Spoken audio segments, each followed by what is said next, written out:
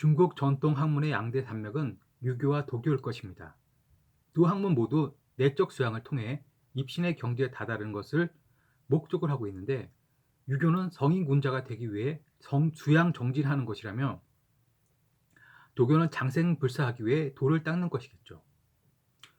유교와 도교 모두 어떤 신적 존재를 통해 구원을 받는 것을 궁극의 목적으로 하는 것이 아니라 본인의 내적 수양을 통해 득도하여 그들이 얻고자 하는 것을 얻고자 그리 열심히 수행하는 것입니다.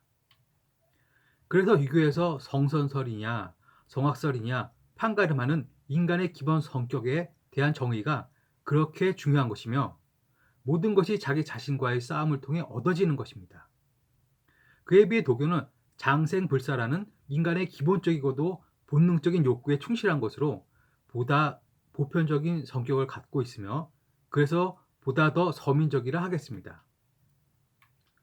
조선 500년을 관통했던 성리학은 유교와 도교가 적절히 섞여 당시의 시대적 요구에 응하여 태어난 학문으로, 주돈이가 처음으로 첫걸음을 떼고 주의에 의해 완성되었습니다. 다음에 글은 성리학에 대한 전반적인 이해를 돕고자 인용하는 것입니다. 함현찬 씨가 쓴 주돈이 성리학의 비주에 나오는 내용입니다. 앞에서 언급한 바와 같이 유학에서 다루는 주요 내용을 크게 나누면 우주론과 인성론이라고 할 수 있다. 그러나 이 둘 간의 문제는 그 이론의 구성 근거와 철학 목적상 각기 분리해서 다룰 수 없는 연관성을 갖는다. 동중서가 말한 대로 인간의 모든 생존 방법이 궁극적으로 천리자연을 본받아 설정된 것이라면, 인성론은 한갓 우주론의 인신의에 불과할 것이고, 반대로 우주론 자체도 인간이 그 나름대로 세운 목적과 의의를 정당화시키거나 이론을 합리화 또는 절대성을 찾기 위해서 설명되는 것이므로, 결국 유학의 인성론과 우주론은 어느 하나만으로는 그 이론 성립이 어려운 관계에 있음을 알 수 있다. 따라서 우주론과 인성론이 한 체계 속에서 함께 다뤄질 때 유학사상은 원만을 기할 수 있다. 그런데 유학사상의 발전 과정을 역사적으로 고찰해보면 우주론과 인성론이 하나의 체계 속에서 다루어지기 시작한 것은 송명이학이 형성되면서부터의 일이고, 그 이전에는 인성론에만 치중하였다. 이 글에서 말하는 우주론과 인성론의 조화는 성리학을 이해하는 데 큰 줄기가 될 것입니다. 다소 거칠게 표현하자면 우주론에 치우친 것을 기라고 볼 수 있으며, 인성론에 치우친 것을 리라고 볼 수 있을 것입니다. 당연하게도 성리학은 인간의 본성이 선하다고 가정하고 있으며, 그 기본 논리는 리를 중심에 두고 활용하고 있습니다. 세상 모든 것이 인간의 성정처럼 본래 착한 것인지는 알 수 없지만, 성리학에서는 자연과 인간이 서로 교통하려고 꾸준히 노력합니다. 그리고 그 수단이자 방편으로 리를 쓰는 것입니다. 이처럼 기와 리를 해석하는 근저에는 바로 태극이라는 것이 있습니다. 태극에 대한 해석만 가지고도 성리학에 대한 계략적인 이해가 가능할 것입니다.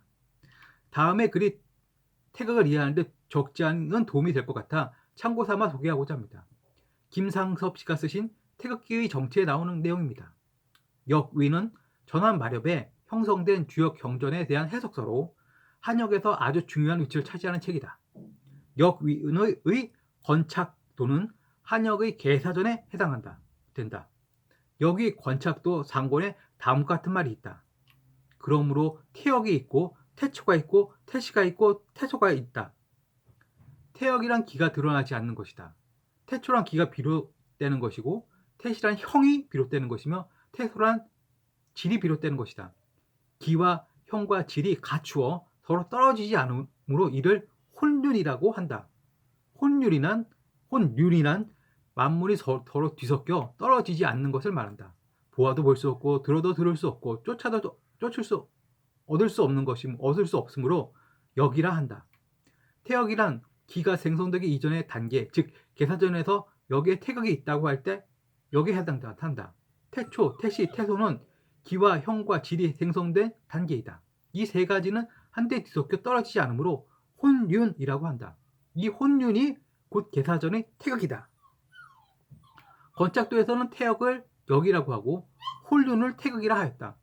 태극이란 천지가 아직 형성되지 않았을 때 기가 한데 뒤섞여 있는 상태를 가리킨다. 이것이 곧 한대 유학자들이 말하는 원기설이다.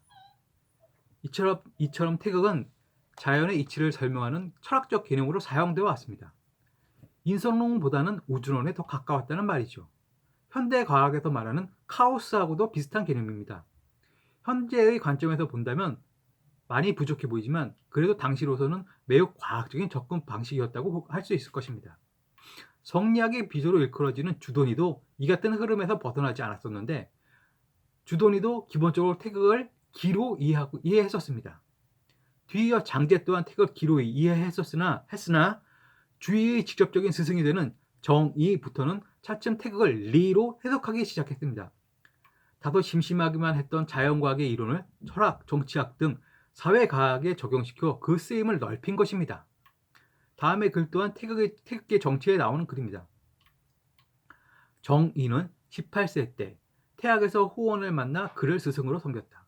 호원은 공맹의 뿌리를 터득한 사람이었으니 공맹사상은 직접 인과 의로부터 천도를 체득한 인간의 심성 본위의 철학으로서 원시 육아의 도덕적 형이상학을 창학체계를 완성한 것이다. 호원은 이러한 인간의 심성으로부터 직접 천도를 체득하는 진로를 통하여 육아의 의리역을 세웠고 정의는 이 영향을 받아 의리역의 바탕 위에서 드디어 리학파 역학의 개조가 되었다. 이와 같이 정의는 어릴 때 주도니의 영향을 받아 우주론 계통에 관심을 갖고 있었으나 호원을 만난 이후 그의 학문 방향은 점차 심성론 계통으로 전향하게 되어 가치이론이나 수학론에 치중하였고 이후로부터는 주도니의 우주론에 만족하지 못하여 평생 주도니의 태극 도설에 대해서는 더나 무국, 태극에 대해서는 한마디도 언급하지 않았다. 주의 1130년부터 1200년은 정씨 문화의 사전 제자이다. 정의가 죽고 23년 뒤에 주의가 태어났다. 주의는 정의를 스승으로 여기고 그의 학문을 그대로 이어받아 송대리학의 완성자가 된다. 주의는 주역 개사전의 역에 태극이 있으니 이것이 양의를 생한다는 구절을 다음과 같이 해석하였다. 역은 음양이 변화하는 것이다. 태극은 음양이 변화하는 원리이다. 주의는 역을 음양이 변화하는 것이라고 하고 음양의 변화를 변역과 교역이라는 구체적인 내용으로 설명하였다. 깊은 이해는 필요 없을지 몰라도 들어두면 인문학적 소양을 함양하는 데 큰 도움이 될 것입니다.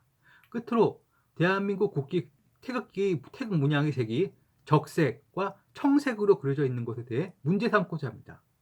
주도니의 태극 도설에 그려져 있는 태극은 리계와 감계로 구성되어 있는데 혹시 이것이 단약 제조 방법과 어떤 관련이 있는 것은 아닐까요? 참고로 감계는 청색을 그리고 리계는 적색을 표현하기도 합니다. 참고 삼아 들어보시죠. 태극기 정치에 나오는 글입니다. 주도니의 양동 음정도의 그림은 후한 위백양의 참동계에서 감계와 리계가 여기다는 설을 바탕으로 하여 그린 수하 광곽도에서 나왔다. 광곽이란 담벽이 둘러싸고 있는 모양을 가리킨다. 수학 광각도라는 감계와 리계가 서로 둘러싸고 있는 그림이란 뜻이다. 아래의 그림은 당 이후 5대 때 후촉의 팽효가 쓴 주역 참동 계통진의 라는 책에 실려 있다. 그림에서 검은색은 음이고 흰색은 양이다. 왼쪽의 반은 리괴이고 오른쪽 반은 감괴이다. 리괴는 불이고 해이고 양이다. 감괴는 물이고 달이고 음이다.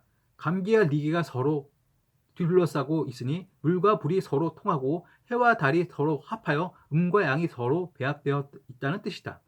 이 그림은 연단수를 설명하는 그림인데 안쪽의 작은 호는 단약을 가리킨다. 결국 태극기의 태극이 적색과 청색으로 그려진 것은 단약 제조 방식을 함축적으로 보여주기 위함이었군요. 참고로 단약의 재료 수는 극약이라 물로 희석시키기 위해 불로 중탕하는 것이 제조 방식이지 않았을까요? 그것도 달 뜨는 모년, 모월, 모일, 모시의 말입니다.